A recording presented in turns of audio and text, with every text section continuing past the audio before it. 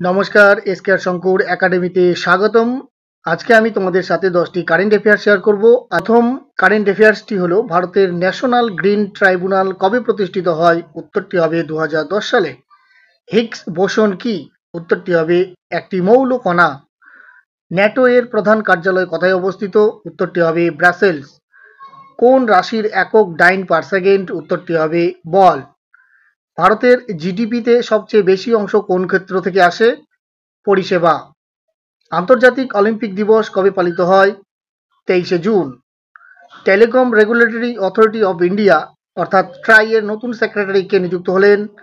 Atul Kumar. Global domestic airline মার্কেটের ভারতের স্থান কত? তৃতীয়। নিম্নে রাজ্যগুলোর মধ্যে কোনটি শিল্পে সবথেকে উন্নত? মহারাষ্ট্র। পশ্চিমবঙ্গের কোন জেলার মানব উন্নয়ন সূচক সর্বাপেক্ষা কম? পুরুলিয়ার। ভিডিওটি যদি হেল্পফুল মনে হয় তাহলে অবশ্যই লাইক শেয়ার কমেন্ট করতে ভুলবে না। Thank you so much. Jai Hind, Bande Mataram.